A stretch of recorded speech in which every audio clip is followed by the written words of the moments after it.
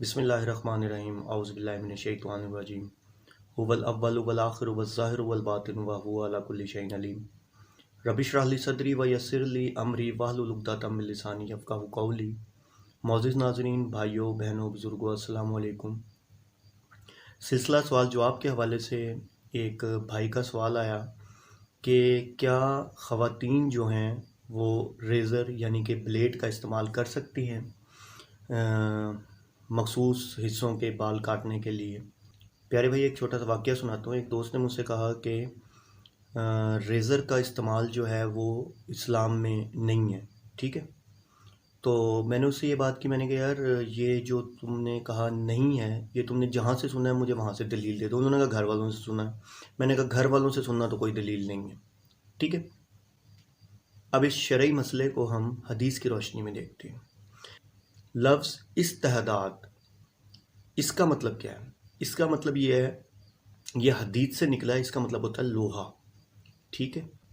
صحیح بخاری حدیث 5246 نمبر ہے، اس میں حضرت جابر بن عبداللہ رضی اللہ تعالیٰ عنہ سے روایت ہے کہ اللہ کے رسول صلی اللہ علیہ وسلم نے فرمایا، جب رات کے وقت تم مدینہ میں پہنچو تو اس وقت تک اپنے گھروں میں نہ جانا جب تک ان کی بیویاں جو مدینہ منورہ میں موجود نہیں تھیں اپنا لوہے کا استعمال نہ کر لیں یا زیر ناف بال صاف نہ کر لیں۔ اب یہاں لفظ یوز ہوا ہے حتی تستحدہ، حتی تستحدہ، یہاں تک کہ لوہے کا استعمال نہ کر لیں، ٹھیک ہے۔ تو پیارے بھائی، بات یہ ہے کہ آپ کیا سمجھتے ہیں، مردوں کے لیے اس زمانے میں لوہا ہوتا تھا تو عورتوں کے لیے کیا ہوتا تھا؟ کیا عورتوں کے لیے بھی کوئی چیز ہوتی تھی؟ نہیں ہوتی تھی، ان کے لیے بھی لوہے کا استعمال کیا جاتا تھا، ٹھیک ہے نا۔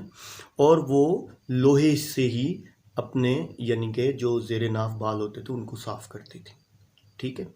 اور پھر اس حدیث میں ہے کہ یہاں تک کہ تمہاری بیوی جو ہے وہ اپنے بکھرے ہوئے بال جو ہیں ان کو باندھ لے، ٹھیک ہے، تب تم گھر میں داخل ہو، ٹھیک ہے۔ تو پیارے بھائی، بات یہ ہے کہ لوہے کا استعمال اس زمانے میں لوہے کے علاوہ کوئی دوسری آپشن ہی نہیں تھی، ٹھیک ہے نہ کوئی۔ آپ مجھے کسی حدیث سے ثابت کر دیں کہ اس زمانے میں اس کے علاوہ کوئی آپشن تھی، ایسی کوئی آپشن نہیں تھی۔ اور جو لیڈیز تھے، مرد عورت دونوں جو تھی وہ لوہے کے استعمال سے ہی زیر ناف کے بال صاف کیا کرتے تھے، ٹھیک ہے۔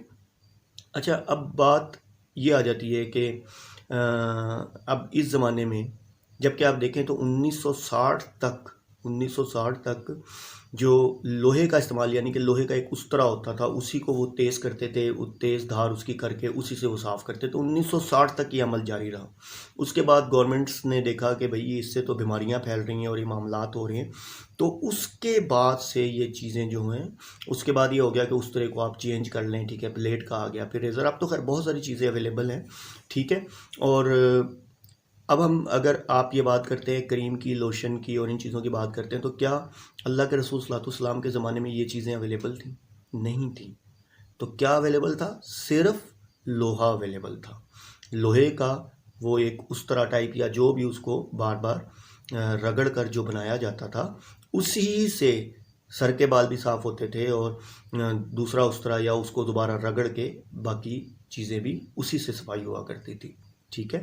تو اگر دیکھیں، مجھے تو آج تک ایک بات سمجھ نہیں آئی کہ اللہ تعالیٰ نے ہمیں قرآن اور حدیث آ جانے کے بعد اگر ہم اس کو پڑھ کر اس سے استفادہ نہیں کرتے، ٹھیک ہے، تو پھر تو ہم جاہلوں جیسی زندگی گزار رہے ہیں، ٹھیک ہے۔